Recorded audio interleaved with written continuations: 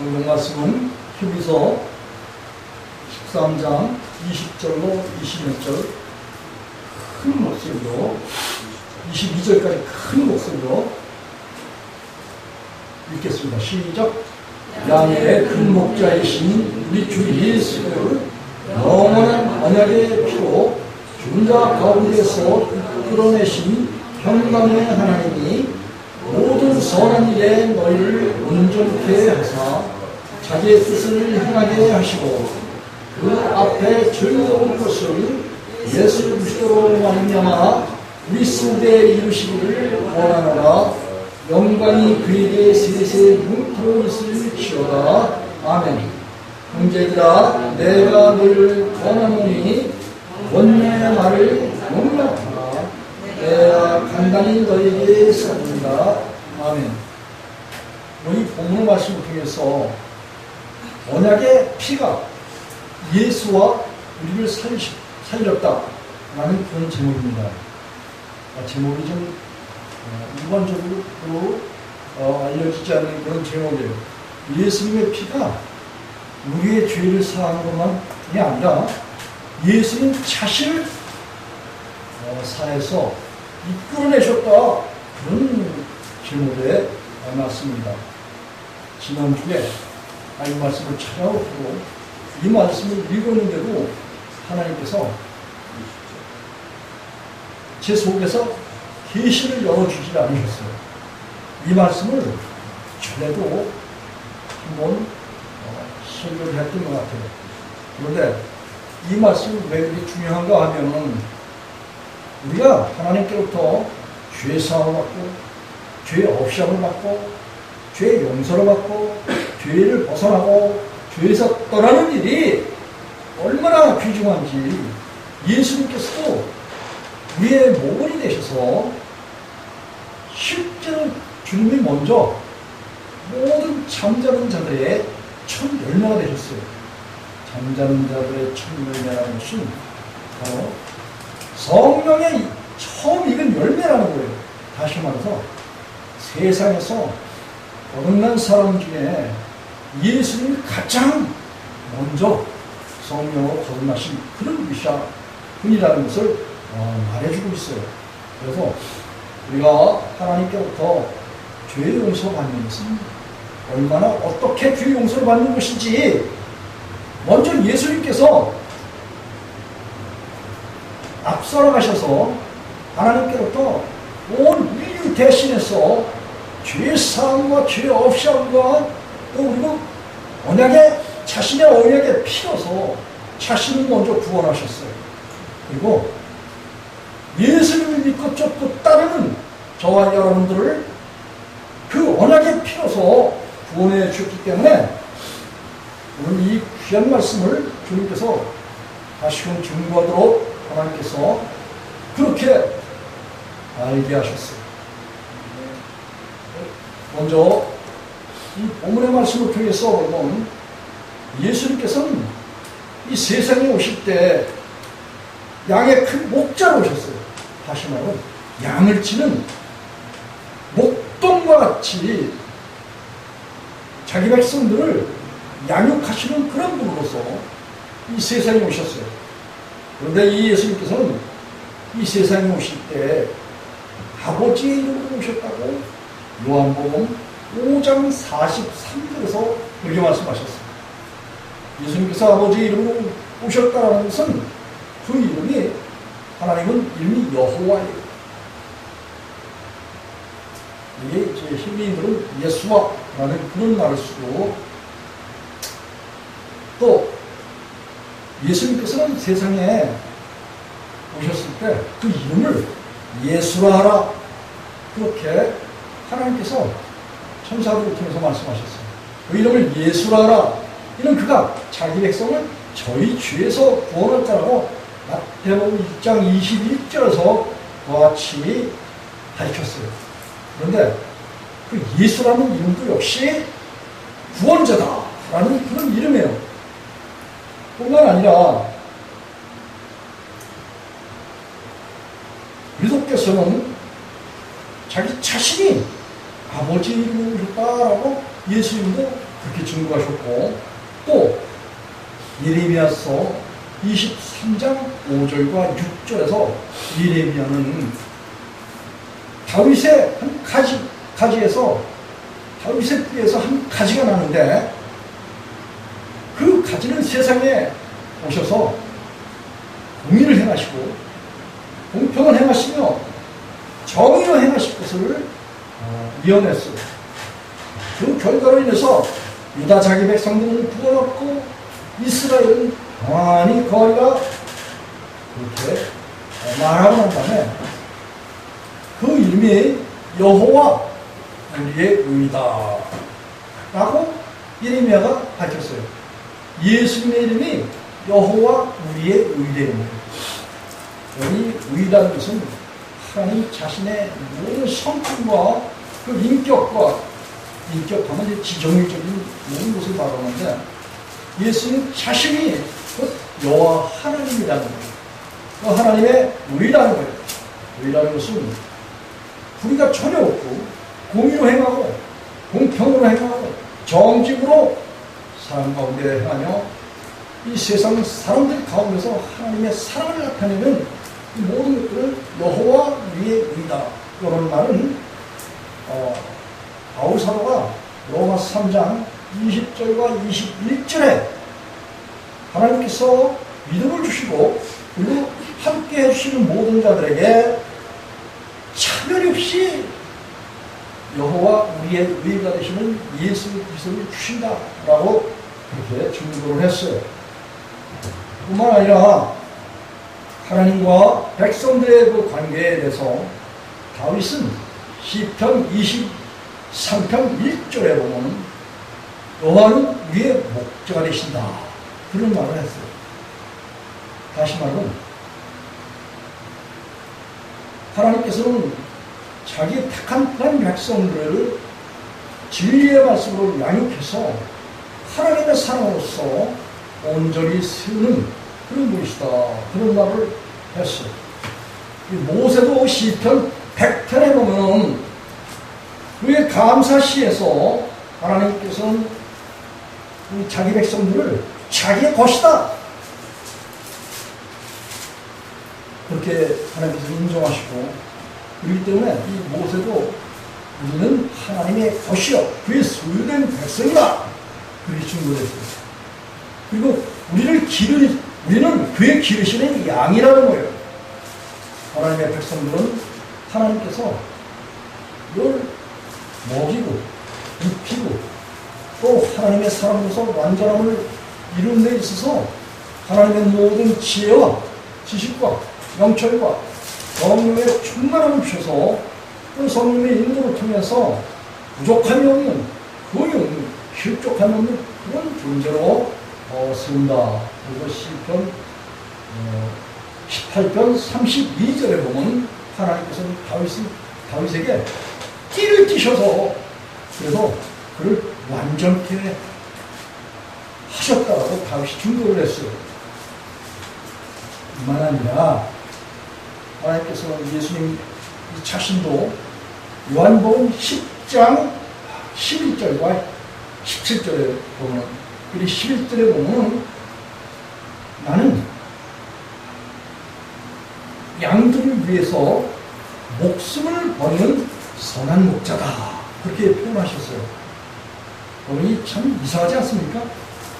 예수님이 세상에 오셨는데 자기 백성들을 위해서 자기 백성들을 양육하고 기르시는 그런 목자로 자기 자신을 표현하셨고, 그리고 양들을 위해서 목숨을 버린다라고 그렇게 말씀하셨어요. 이 하나님의 아들 예수께서 이 세상에 오셔서 세상에 자기 택한 그런 백성들을 위해서 목숨을 버리신다, 그렇게 말씀하신 것에 우리는 참 깊은 이해를 가져야 될 거예요. 예수님께서는 하나님의 아들로서 우리 죄를 위해서 하나님께서는 구하신 것이 이사야서 53장 10절에 보면 그 아들로 하여금 질병과 고통을 당하게 하시는 것이 하나님의 목적과 뜻이에요. 왜냐? 하나님께서 선악과를 취하면 정령 죽으리라 라는 말씀에 아무도 그것을 상세하고 또 그 사실을 무효화시킬 수 있는 중재자가 세상에는 없기 때문에 하나님께서는 직접 세상에 오셔서 말씀이 육신이 되어 우리 가운데 거하심에 우리가 그 영광을 보니 독생자의 영광이요 은혜와 진리가 충만하더라 라고 말한 요한복음 1장 14절의 말씀과 같이 하나님은 그 아들을 세상에 보내셨지만 실제적으로 이사야서 9장 6절에 보면 한 아이를 우리에게 주셨는데 그 어깨에는 정사를 메었고 모사와 기묘자로서 또 그리고 전능하신 하나님으로서 또 영존하시는 아버지로서 세상에 오셨다라는 거예요. 누가? 하나님의 아들 예수 그리스도께서. 하나님께서 직접 그렇게 세상에 오셔서 상함과 질병의 고통을 받게 하신 것은 바로 선악과 취한 그 결과에 의해서 아무도 그 법을 없이 할 수 없는 그런 지경이 온 세상이 다 뭐예요? 사망 가운데 있게 되었어요. 사망의 법에 매여 있어요. 다시 말하면 선악과의 법에 매여 있단 말이죠. 그래서 그 가운데서 살아날 자가 아무도 없다라는 거예요.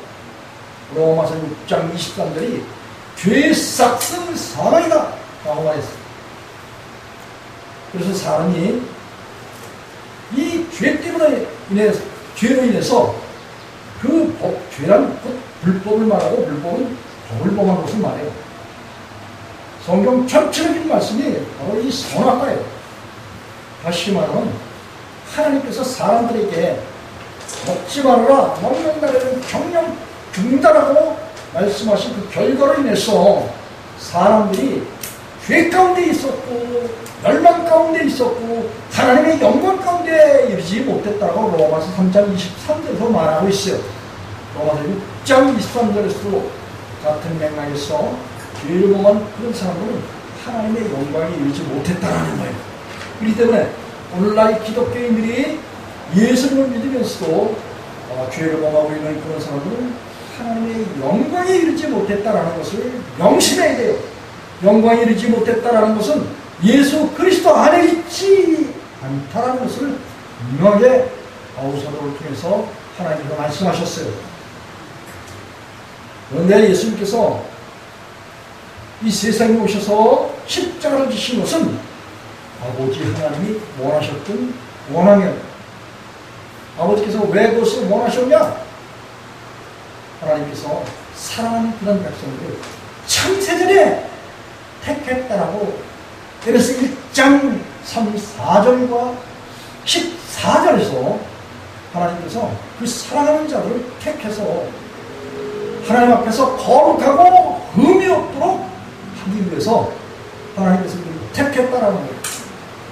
택한 하나님의 백성들의 허물과 죄를 탕감해 주시기 위해서 하나님께서는 그 아들 예수 그리스도를 십자가에 못 박기 위해서 다시 말하면 사망 가운데 죽음 가운데 놓일 수 있도록 예수님께서는 그가 찔림은 우리의 허물을 인하며 그가 상함은 우리의 죄악을 인하며 그가 징계를 받음으로 우리가 평안을 누리고 그가 채찍에 맞음으로 우리가 나음을 입었도다.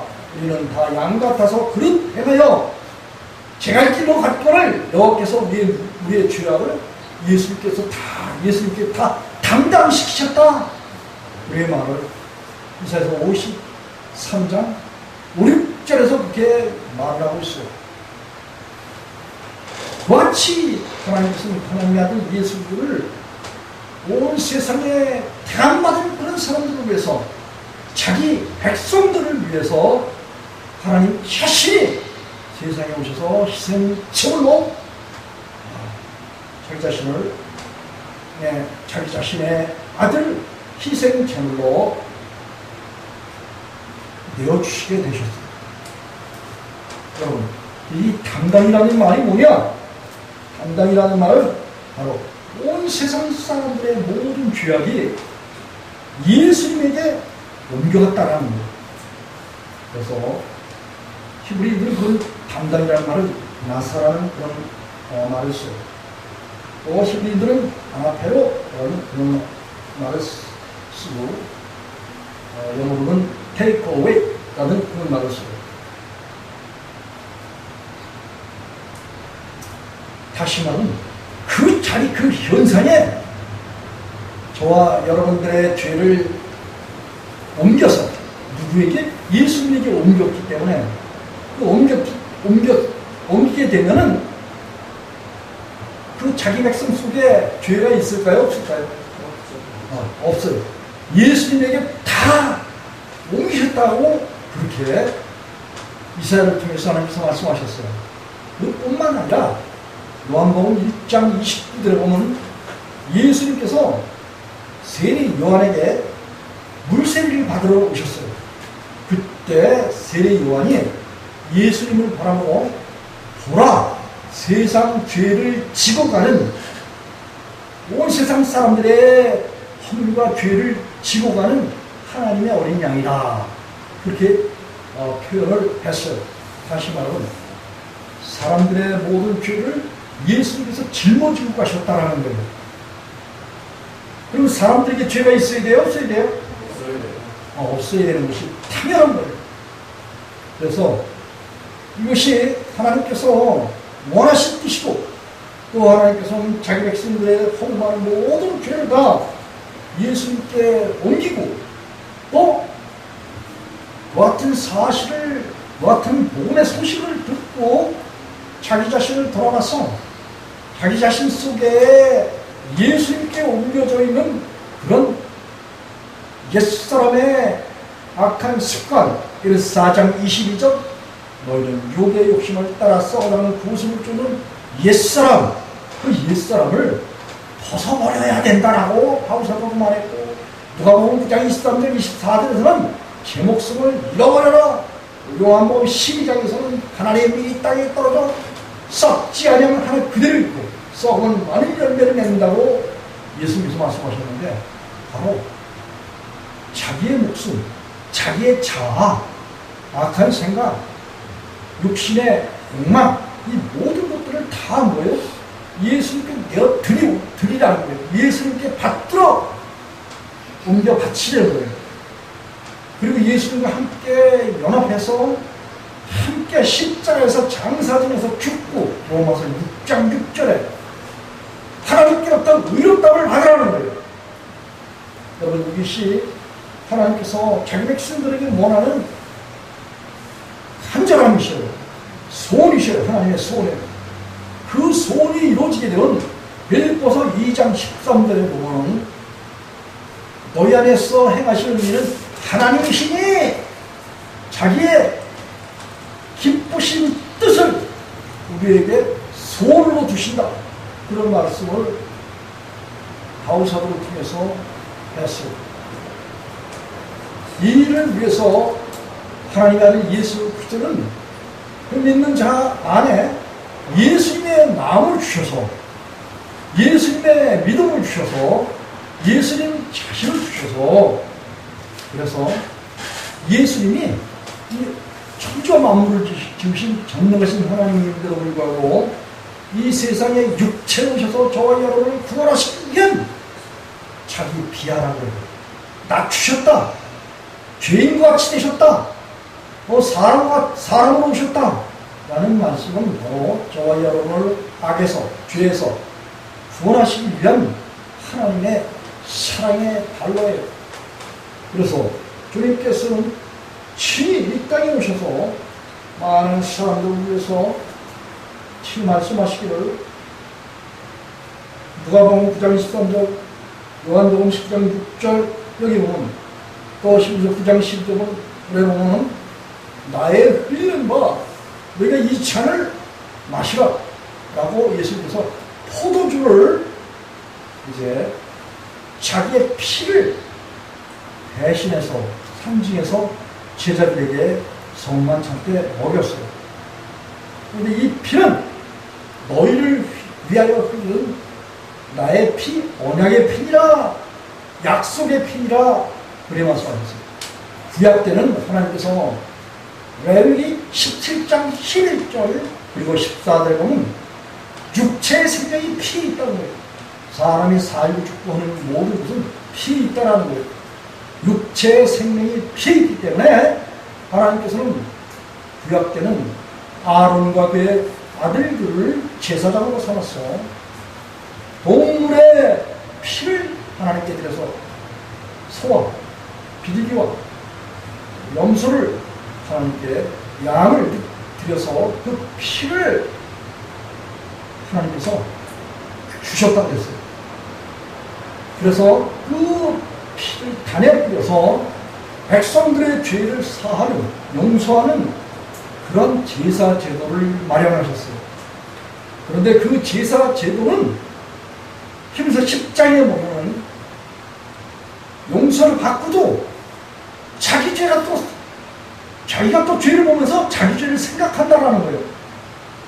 그런데 하나님께서는 그래서 구약의 율법을 쫓아서 세웠던 제사장들은 그 제사장들의 제사는 제사 제도는 사람들을 온전케 못한다, 완전케 못한다라고 그렇게 히브리서 기자를 통해서 말씀하셨어요.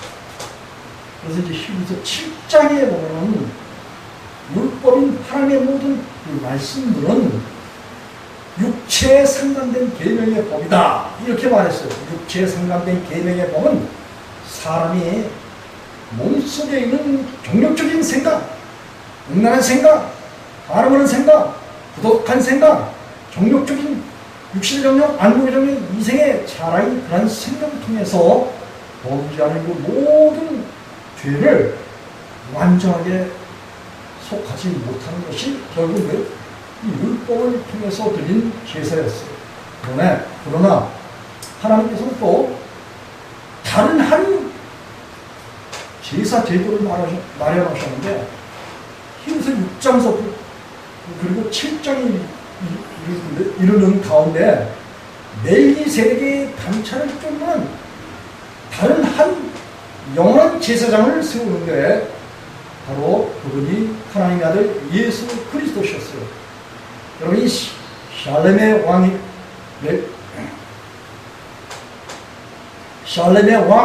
멜기세덱은 실존 인물이었어요. 주전 2040년 경에 시온, 예루살렘의 시온의 왕이었어요. 그는 이제 평강의 왕이었었고 그런데 그분을 표현하기를 하나님과 방불한 그런 분이다 이렇게 히브리서 기자가 말을 했어요. 다른 말로 표현하면 곧 여호와 하나님이다 라는 그런 표현이에요. 하나님께서는 하나님의 아들 예수 그리스도를 자기의 제사장으로 세상 가운데 내어놓으셨는데 그 예수님이 동물을 가지고 제사를 드린 것이 아니라 직접 자신의 몸을 희생해서 사람들의 허물을 감당하는 십자가의 제사로 제물이 되셨어요. 그래서 여러분 예수님이 왜 죽으셔야 될까요? 예수님은 전능하신 창조주 하나님인데 고로스 1장 16절 17절에 보면은 만물이 그에게로 창조되었대요. 그 예수 그리스도로 창조되었대요. 만물이 그로 말미암아 창조되었다 그렇게 표현했는데 다시 말하면 하나님께서 창조주가 되셔서 이 세상 가운데 그 아들을 보내셨는데 왜 예수님께서 죽으셔야 됐을까요? 죽으셔야 되는 그 원인이 어디에 있을까요? 예수님이 저와 여러분의 모든 죄를 친히 담당하시고 우리의 모든 죄를 예수님이 짊어지셨어요. 그렇기 때문에 예수님은 원래 죄가 없으신 더러움이 없고 흠이 없는 그런 분이라고 죄가 없고 더러움이 없고 흠이 없는 그런 분이라고 히브리서 7장 26절에서 히브리서 기자가 말했고, 또 각 복음서에서 빌라도가, 로마의 빌라도가 예수님을 신문하는데 예수님에 의해서 죄를 찾지 못했다라고 분명하게 그 말을 하고 있어요. 그래서 원래 예수님은 죄가 없으신 그런 분이셔요. 그런데 저와 여러분의 죄를 그분이 짊어지셨기 때문에, 담당하셨기 때문에 그분이 저와 여러분의 죄 때문에 십자가에서 죽으셔야만, 죽으실 수밖에 없고 죽으셔야만 됐던 그런 원인이 있었던 거예요. 그렇기 때문에 십자가를 통해서 저와 여러분의 모든 죄를 대속하셨고 그분은 죽으셨습니다. 그런데 그분이 3일 만에 하나님께서 다시 살리셨어요. 살리셨는데 오늘 본문에 히브리서 13장 20절의 한 목소리 한번 읽어보겠습니다. 시작. 양의 큰 목자이신 우리 주 예수를 영원한 언약의 피로 죽은 자 가운데서 이끌어내신 하나님의 내신 평강의 하나님이, 이 말씀 이제 계시의 말씀이에요. 그리 필수라고 이 계시의 말씀인데, 이런 말씀을 분명히 과거에도 한번 충분하게 설명을 해서 설교한 적이 있어요.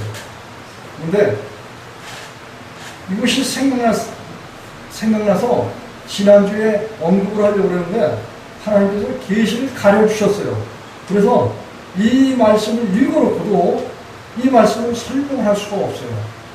그런가 봐도 제가 하나님의 종인 것이 맞는 것 같아요. 왜냐하면 하나님은 하나님의 말씀을 열어주시고 알려주시고 깨닫게 하시고 증거하도록 그렇게 하셔야만이 알 수 있고 깨달을 수 있고 증거할 수가 있는 거예요. 그런데 양의 큰 목자이신 예수님이 십자가를 통해서 죽으셨는데, 예수님도 뭐예요? 예수님의 영원한 언약의 피, 예수님 자신의 피를 통해서 뭐예요?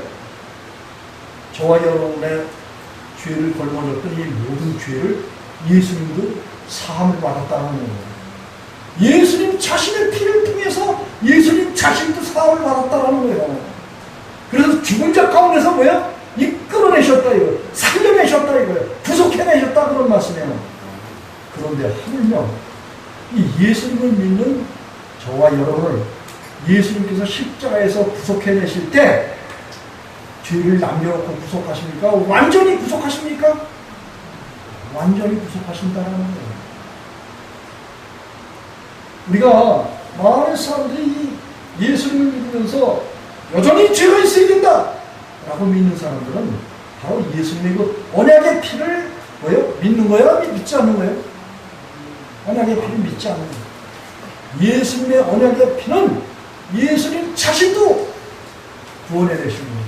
만약에 기독교인들이 예수님을 믿고 죄사함을 얻고 예수님의 피뿌림을 받았다 하면서도 죄를 범하면 예수님도 똑같이 그런 저와 여러분들이 범하는 또 기독교인들이 범하는 죄를 예수님도 범해야 된다는 거예요.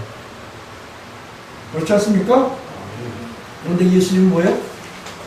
영원한 언약의 피를 통해서 영원히 속죄를 받으신 그런 분이고, 또 예수님을 믿고 쫓고 따르는 저와 여러분도 역시 예수님의 영원한 언약의 속죄의 피를 피뿌림을 받아서 죄를 사함받는 게 얼마나 어떻게 사함받아요? 영원한 속죄를 받았다. 영원한 속죄. 그래서 베드로 사도는 베드로전서 4장 1절에 보면 예수님께서 뭐예요? 그 믿는 택한 백성들을 우리 육체를 통해서 육신을 통해서 지었던 모든 죄를 뭐예요?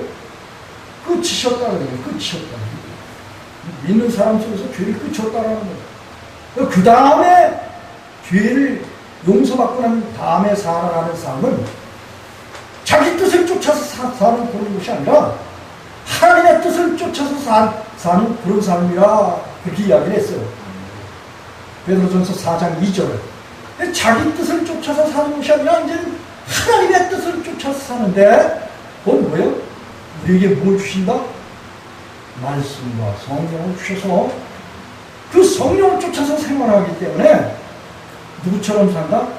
하나님처럼 산다고 베드로전서 4장 6절에서 그렇게 베드로 사도가 당당하게 증거를 했던 거예요. 원래 히브리서 9장 22절에 보면 율법을 쫓아서 거의 모든 물건이 피로서 정결케 된다. 그러므로 피 흘림이 없은즉 사함이 없느니라. 그렇게 히브리서 기자가 증거를 하고 있습니다.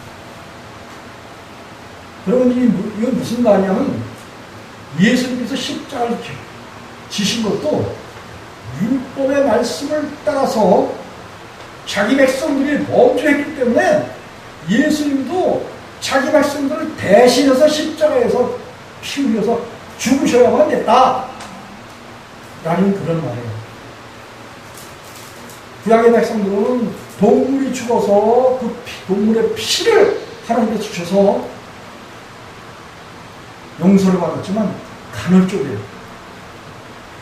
동물의 피는 잠시 용서를 받지만 또 생활 속에서 다시 죄가 생각나게 한다고 히브리서 10장에서 그렇게 히브리서 기자가 말을 해요.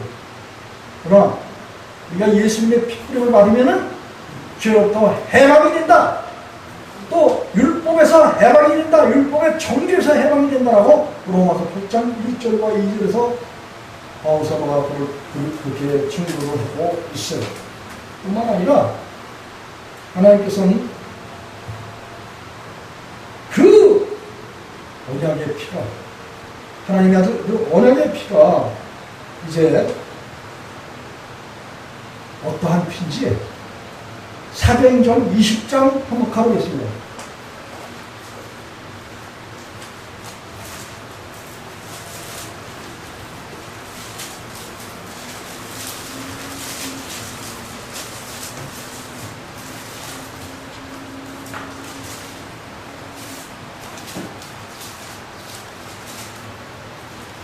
(26절로) 28절 224쪽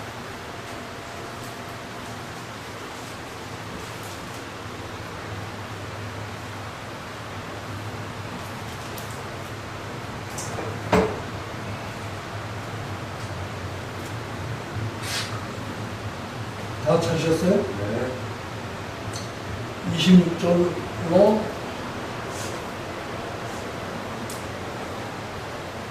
28절 큰 목소리로 크게 읽겠습니다. 시작!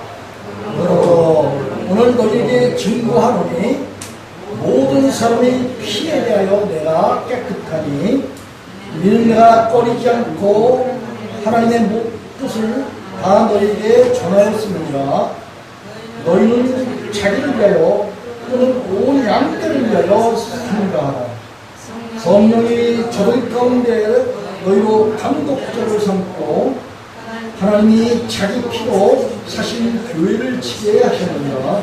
아멘. 오늘 이 바울사도가 밀레도라는 그 섬에서 에베소 교회 장로들을 초청해서 그가 이제 로마에 가서 이제 순교지 죽을 것을 성령께서 알게 해주셨어요. 그래서 이제 밀레도에서 고별 예배를 드리고 고별 선교를 하는 가운데 이 말을 했어요. 26절에 그는 모든 사람 피에 대해서 자기 자신이 깨끗하다 그런 말을 했어요. 왜냐하면 하나님의 모든 말씀을 숨기지 않고 다 낱낱이 전했다라는 거예요. 다시 말하면 하나님의 말씀은 피의 말씀입니다. 조금 이따가 이제 그 증거가 나오는데 하나님의 모든 말씀은 피의 말씀인데 바울사도는 이 피의 말씀에 대해서 꺼리지 않고 다 하나님의 뜻을 다 전했다 이렇게 말하고 이 28절 하반절에 보면 하나님의 사역자들은 달리 생각해서는 안 되고 달리 말해서는 안 된다라는 거. 어떻게? 하나님이 자기 피로 사셨다. 예수님의 피는 누구의 피라 했어요? 거기 보니까 하나님이 자기 피라고 했어요. 하나님이 자기 피로 사신 교회를 지배하셨는데, 예수님께서 자기 피를, 피값을 지불하고 십자가에서 피값을 지불해서 교회를 피값으로 주고 사셨다라는 거예요. 그러니 돈 가져야 세상에 물건 사죠? 마찬가지로 교회를, 저와 여러분을 이 세상 마귀에게서 사는데 뭘 주고 산다? 예수님의 영원한 언약의 피를 주고 사셨다 그런 말씀이에요. 예수님의 피값을 지불하고 저와 여러분을 교회를 세우셨다. 몸과 지체와 성전으로 그리스도의 힘으로 저와 여러분을 세우셨다 그런 말씀이에요. 그래서 예수님의 피는 누구의 피라 했어요? 여기서 하나님의 피라 했어요. 하나님의 피. 그렇기 때문에 이 하나님의 피가 또 얼마나 어떻게 위대한 것인가를 우리는 생각해 봐야 돼요. 한번 성경 하나 찾아보시겠습니다. 계시록 19장.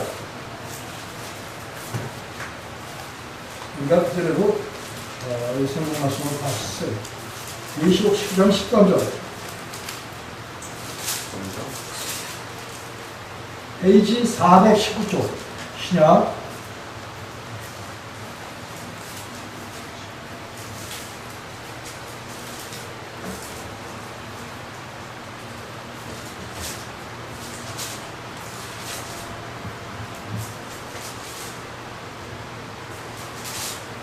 11절로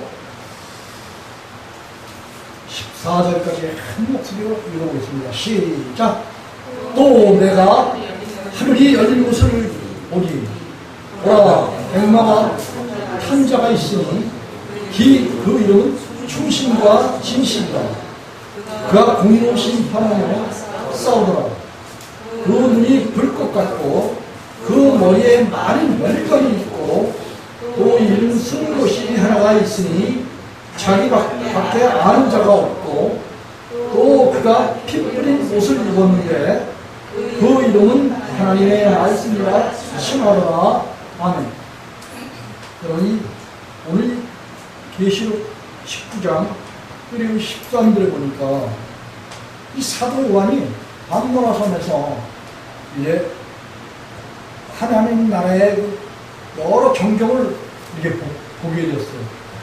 그리고 마지막 때 되어질 큰 환란, 야곱의 환란 기간, 7년 대환란도 기간 동안에 이루어질 그 모든 일들, 일곱 인재앙과 일곱 나팔재앙과 일곱 대적재앙이 이고 있는 그 광경을 바라봐요. 또 하늘 문이 열려서 하늘을 바라보고 있는데 그때 한 말탄자, 백말 탄 그런 분이 나타나셨는데 그 이름이 충신과 진실이라고 그렇게 말하고 있어요. 근데 그가 나가서 공의로 심판하고 그리고 그 이마에 쓴 것이 있는데 자기밖에 아는 사람이 없다고 그렇게 기록을 하고 있어요. 근데 이것을 아는 사람이 있다고 떠오르는 사람들이 많아요. 자기만 안 돼. 예수님의 다른 이름. 그런데 그 예수님께서는 뭐예요? 피 뿌린 옷을 입었다. 그런데 그 피 뿌린 옷이 결국은 뭐예요? 하나님의 말씀이라 칭하더라. 그래서 여러분 이 말씀이라는 말은 계명이라는 말이고 법과 도와 율법이라는 그런 말씀이에요. 다시 말하면 성경 전체적인 그런 말씀들이 결국은 하나님의 율법의 말씀이고 예수님이 입으신 옷이라는 거예요. 피 뿌린 옷이라는 거예요. 결국은 뭐예요? 이 말씀 자체가 성경 전체적인 그런 말씀 자체가 하나님의 피라는 거예요. 사도행전 20장에서 봤죠? 바울 사도가 하나님의 말씀을 증거했어요. 가감없이 꺼리낌 없이 사람들에게 다 증거했기 때문에 그 피값에 대해서 깨끗하다 그런 표현을 했어요. 다시 말하면 하나님의 말씀을 자기 좋은 것만 말하고 좋지 않은 것 말을 안 해서 사람들이 결국은 왜요? 그 말씀의 뜻을 알지 못해서 죄를 짓고도 천국 가는 줄로 그렇게 알고 있다가 나중에 예수님께서 오실 때 죄 있는 사람은 예수님이 아신다 그랬어요? 모르신다 그랬어요? 모른다 그랬어요. 마태복음 7장 23절에 누가복음 13장 27절에 그래서 그 결과로 해서 악을 행하는 그런 사람은 예수님께서 오셔서 내가 너를 도무지 알지 못한다 그렇게 말씀하셨습니다. 다 나를 떨어라 예수님께서 그렇게 말씀하십니다. 그런데 이런 하나님의 말씀을 양면적인 하나님의 말씀을 다 자세하게 증거하지 않고 자기들이 편한 말하기 편하고 목회하기 편한 그런 방식대로 해서 수많은 사람들은 뭐예요? 다 끌어모아 어디에? 마태복음 23장에 바리새인 제사장 서기관들이 그렇게 외식하면서 사람들이 끌어모아서 천국 가고자 하는 그런 사람들을 내 길을 다 가로막고 저도 가고 가고자 하는 사람들도 다 가로막아서 못 가게 하신다라고 그렇게 말씀하시면서 그게 다 어떻게 해요? 말씀을 가르치는 자는 가르치고 많은 자들이 다 저주로 받는다고 그렇게 말씀하셨어요. 그렇기 때문에 하나님의 말씀은 골고루 잘 증거해서 구약과 신약을 잘 증거해서 하나님의 말씀이 사람들의 영혼을 깨우쳐서 모든 죄를 예수님께 내어맡기고 그리고 예수님을 얻어서 율법 외에 하나님의 한 의이신 예수님을 얻어서 그래서 죄사함과 죄 없이함을 받고 영원한 속죄를 받아서 하나님의 사람으로 완전함을 누리는 그런 삶을 살아가고 가야 되는 것이 결국은 하나님의 목적과 뜻이에요. 이 요한복음 6장 37절과 40절에 보면 내가 하늘에서 내려온 것은 내 뜻을 행하려 하는 것이 아니라는 거예요. 아버지의 뜻을 행하려 함이라 이렇게 말씀하셨고 내 아버지의 뜻은 아들을 못 믿는 자마다 멸망치 않고 영생을 얻는 것이냐 그랬어요. 왜 그와 같이 영생을 얻을 수밖에 없냐면 예수님이 피 뿌린 하나님의 모든 말씀은 우리의 생명이 돼요. 우리의 영혼의 목자 되신 예수님은 영원한 속죄의 피 뿌림의 말씀이에요. 그래서 내 말을 듣고 또 나 보내신 이 믿는 자는 영생을 얻고 심판에 이르지 아니하는 사망의 성겨 생명으로 들어갔다. 요한복음 5장 24절과 25절에 종자가 하나님의 음성을 들을 때가 오나니 곧 믿더라 듣는 자는 살아나리라. 이 율법의 말씀을 듣게 될 때 뭐가 벗어진다? 육신의 목숨이 벗어지고 정죄하는 율법이 뭐예요? 피뿌림의 말씀으로 다가온다는 거예요. 예수님의 말씀을 디모데전서 4장 5절에 보면 바울 사도는 말씀과 기도로서 뭐예요? 거룩해지고 깨끗해진다 이렇게 표현했어요. 성경 또 하나 찾아보십시오. 그래서 5장 16절 이 예수님의 말씀이 왜 피의 말씀인가? 하나님께서 예수님이 피 뿌린 옷을 입었는데 그 피 뿌린 옷이 곧 말씀이라는 거예요. 계시록 19장 13절입니다. 성경 전체적인 그런 말씀이 요한복음 5장 39절에 보면 너희가 성경에서 영생을 얻는 줄 알고 성경을 상고하느냐 이 성경이 곧 내게 대하여 증거할 것이냐. 하나님의 모든 말씀이 곧 누굴 증거한다고요? 예수님을 증거한다는 거예요. 피 뿌린 예수님은 예수님의 말씀, 예수님 자신을 증거한다 그런 말씀이에요. 그렇기 때문에 이 말씀을 받을 때 데살로니가전서 2장 13절에 보면은 너희가 내가 전하는 복음의 말씀을 들을 때 사람의 말로 받지 아니하고 하나님의 말씀으로 받는다라고 바울사도가 말하면서 진실로 그러하다라는 거예요. 여러분이 하나님의 말씀을 증거하는 이 주의 종의 메시지는 곧 누구를 통해서 증거한다? 하나님이 우리 속에서 행하시는 거예요. 주의 종 속에 하나님이 오셔서 주님의 귀한 복음의 말씀을 증거하시게 그렇게 하시는 거예요. 그렇기 때문에 하나님의 말씀을 받게 될 때 어떤 증거가 나타나느냐? 에베소 5장 26절.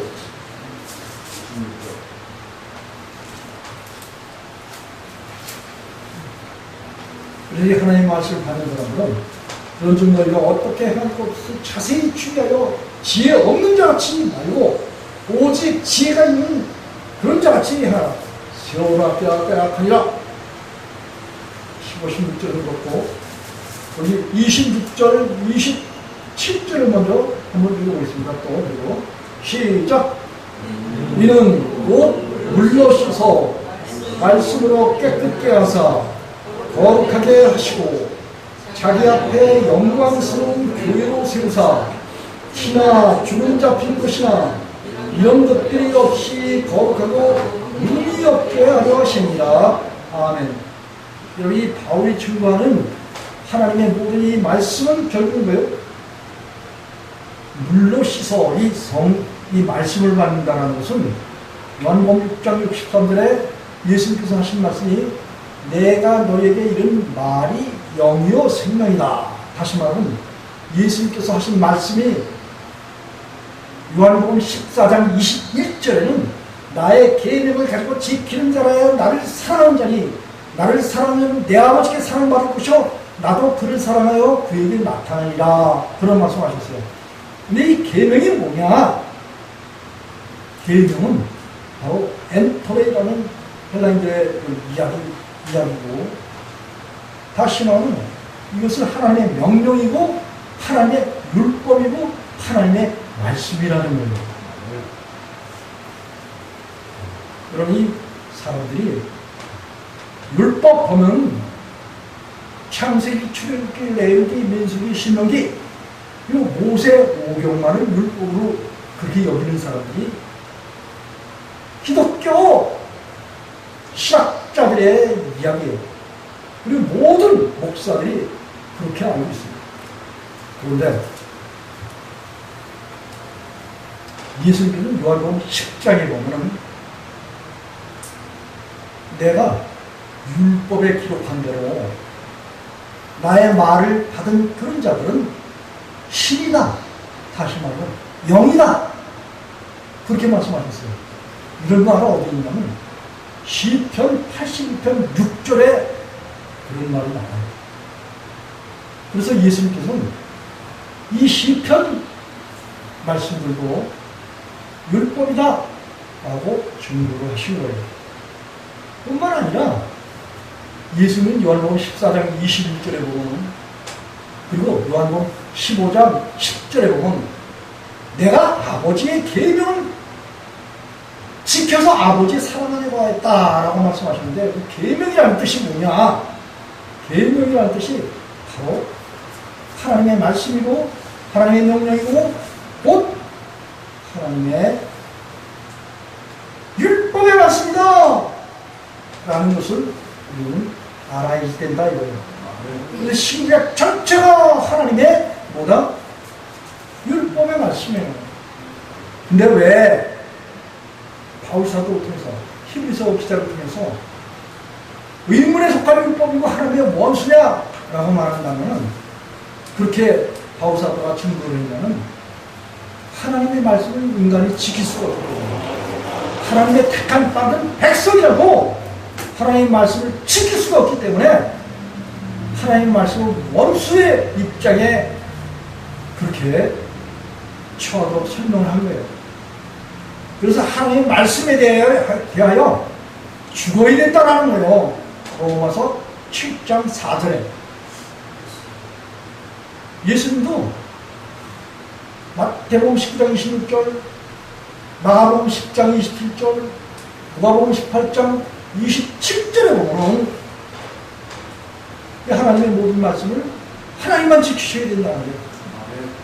그렇게 아주 강력하게 이야기하는 거예요. 예수님도 그렇게 말씀하셨고, 바울사도도 로마서 8장 3절에 보면 우리 인간은 하나님 말씀을 지킬 수 없다라고 아주 규정했어요. 4장에서는 우리 육신이 연약하기 때문에 할 수 있는 것을 하나님을 하시느니 하면서 성령을 통해서 하나님의 율법이 요구하는 것을 다 이루신다. 그게 바울사도가 증거를 했어요. 그리고 갈라디아 3장 10절과 11절에 보면 성경 말씀을 지켜서 의롭다함을 받을 이치가 없다. 그리고 갈라디아 5장 3절에서 또 동일하게 사람들은 율법의 모법인 할례를 받아서도 되지 않는다. 안 된다. 그렇게 말하고 갈라디아 5장 4절에 보면 이 율법을 지켜서 할례를 행해서 의롭다함을 받을 그런 하나님의 말씀을 지켜서 의롭다함을 받으려고 하는 그런 사람들은 뭐예요? 그리스도에게서 끊어지고 하나님의 은혜에서 떨어진다라는 거예요. 그럼 뭘 말하냐? 이 하나님의 말씀을 우리가 지켜야 된다는 거냐, 말아야 된다는 거냐? 를 질문하지 않을 수가 없어요. 그러니 그래서 그리스도인이 했다고는 이 하나님 말씀에 대해 죽어야 된다는 거예요. 자기가 부인되어져야 한다는 거예요. 그래서 그걸 자기 십자가라고 예수님께서 누가복음 9장 23절에서 그렇게 말씀하신 거예요. 그리고 자기 목숨을 잃어버리게 된다는 거예요. 하나님 말씀 앞에서 자기 목숨을 잃어버려야 된다는 거예요. 그래야 하나님께서 하나님의 아들 예수 그리스도의 생명, 이 말씀과 생명을 우리에게 주신다는 거예요. 여러분, 하나님의 백성들이 받는 하나님의 말씀이 뭐냐? 예수님께서는 이 하나님의 말씀을 우리에게 주신다는 거예요. 여러분, 이 하나님의 말씀, 죄 있는 사람이 하나님의 말씀 받을 수 있어요? 없어요? 죄 있는 사람에게는 하나님의 말씀이 원수야, 원수. 그런데 죄가 여전히 있으면서도 수많은 기독교라는 너울을 쓰고, 그리고 사람들을 이 죄 가운데 사로잡고 그 안에 가둬두고 죄라는 카테고리 속에 집어넣고, 그리고 그들이 뭐예요? 죄에서 해방되지 못하게 하는 것이 거짓 선지자들이 가르치는, 거짓 목사들이 가르치는데, 그 목사들이 마지막 때 다 뭐예요? 예수 그리스도의 심판을 받는다는 사실을 아셔야 된다. 그런 말씀입니다. 뭘 말하냐? 하나님께서는 여기 26절에 보면 하나님의 아들 예수를 통해서 물로 씻어 그랬어요. 이 물이라는 것이 요한복음 6장 13절에 내가 너에게 이르는 말이 영이요 생명이다. 바로 이 하나님의 모든 말씀이 성령이라는 거예요. 하나님의 모든 말씀이 예수님의 피뿌린 그런 말씀이라는 거예요. 우리 때문에 이 말씀을 받는 사람들은 성령을 받는 거고, 또 이 성령을 받는 물로서 뭐예요? 씻는다. 그런데 성령이 우리 안에 오시면은 고린도전서 6장 11절에 보면 예수 그리스도 안에서 씻음과 의롭다함과 거룩함을 주신다는 거예요. 디도서 3장 5절에 보면 우리를 구원하시되 우리의 한바 의로운 행위로 말미암지 아니하고 오직 그의 긍휼하심을 주사 중생을 씻음과 성령의 새롭게 하심으로 하신다는 거예요. 여러분, 이 성령도 하시는 일이 뭐냐? 하나님의 택함받은 그 백성들의 죄를 뭐예요? 씻으신다 이거예요. 뭘로? 하나님의 말씀, 예수 그리스도께서 흘리신 피뿌림으로서 이루신 말씀으로 씻는다는 거예요. 여러분, 이 성경 전체적인 말씀이 예수님의 피뿌림의 말씀이라는 거, 계시록 19장 13절에서 분명하게 사도 요한을 통해서 그렇게 백마를 탄 충신과 진실이신 예수님께서 증거하신 거예요. 그렇기 때문에 이는 물로 씻어 뭐예요? 말씀으로 깨끗게 된다는 거예요. 여러분이 하나님의 말씀을 받으면 그 말씀이 너희 안에서 역사하신다고 데살로니가서 2장 13절에서 이야기했는데 어떻게 역사를 하신다? 우리 속에서 우리를 씻어버린다. 이 하나님께서 그 말씀으로 우리를 씻는데 사람의 생각처럼 의인은 없나니 하나도 없고 다 전가들을 무익하게 되는 바보 같은 죄사함이 아니라 영원히 완전하게 죄를 씻어서 뭐예요? 거룩하게 하시고 죄와는 상관없이 아주 거리를 두신다는 거예요. 가르셔서 잘라버린다는 거예요. 그래서 자기 앞에 영광스러운 교회로 세우사 사도행전 20장에서도 그랬죠. 하나님께서 하나님의 피, 하나님의 자기 피로서 교회를 사셨다. 뭘 주고? 피값 주고 사셨다는 거예요. 예수님의 피값은 세상 사람들이 말하는 돈의 값으로 칠 수 있어요? 없어요? 돈의 가치로 칠 수가 없는 거예요. 예수님의 피값은 한마디로 하나님의 피값이기 때문에 돈으로 칠 수가 없어요. 하나님의 피값으로 저와 여러분을 죄사함을 주셨다 그런 말씀이에요. 그런데 거기 하나님이 주신 죄사함의 결과는 뭐야? 키나 주름 잡힌 곳이나 거룩하고 흠이 없는 그런 존재로 우리를 만드신다 이거예요. 그렇게 우리를 새롭게 변화시켜서 거룩하고 흠이 없게 그렇게 하시는 그런 말씀이에요. 그렇습니까? 그러므로 예수님도 예수님 자신의 영원한 속죄의 피로 영원히 사함을 받아서 사망 가운데서 다시 살아나셨고, 예수님을 믿는 저와 여러분도 뭐예요? 예수님과 연합해서 십자가에서 영원한 죄사함을 얻고 사망 가운데서 뭐예요? 우리를 이끌어내셨다는 거예요. 옮겨놓으셨다는 거예요. 어디로? 예수 그리스도 안으로 저와 여러분을 옮겨놓으셨다는 거예요. 이건 불변이야, 불변. 변할 수 없는 그런 하나님의 행위예요. 이렇게 된 사람들이 많이 뭐요? 예수님이 오시는 것을 볼 수 있어요. 예수님이 오실 때 하나님의 나팔로 치우시는데 주께서 호령과 천사랑의 나팔 소리와 하나님의 나팔로 치니 강림하시니 아람 때서부터 죽은 자들이 먼저 일어나고 그 후에 이렇게 호련히 살아있는 자들이 변화되어 공중에서 우리를 영접해 주시기 때문에 공중에서 주와 함께 영원히 함께 있게 된다고 그렇게 말씀하셨습니다. 그렇기 때문에 믿는 자들이 7년 환난을 통과해서 고난을 받고 핍박을 받고 믿는 그런 사람들이 이런 말은 다 해당이 안 되는 말이에요. 이런 사람들은 죽은 사람들이 먼저 부활을 한다고 했어요. 그리고 이렇게 호련히 주님과 동행하는 그런 사람들이 두 번째로 부활되어가지고 공중에서 영접을 해주신다는 그런 요한사도의 증거와 바울사도의 증거를 통해서 우리가 이 세상에 살면서 주의 재림을, 주의 강림하심을 주님께서 알도 그렇게 오신다라고 분명하게 바울사도를 통해서 증거를 하고 있습니다. 이 같은 사실을 하나님의 예수 그리스도를 통해서 밝혀놓으셨고 그의 종들을 통해서 예수의 제자를 통해서 밝혀놓으신 사실들을 이제 자세하게 증거하고 전파해서 때를 따라서 양식을 나눠주고 그리고 하나님의 사랑으로서 완전하게 이룰 수 있도록 그렇게 양육하는 사람들, 그렇게 양육하는 사람들이 이제 보면 주인에게 뭘 받았다? 달란트를 받았어요. 한 달란트 받은 사람이 있고 2달란트 받은 사람이 있고 5달란트 받은 사람이 있어요. 근데 한 달란트 받은 사람은 뭐예요?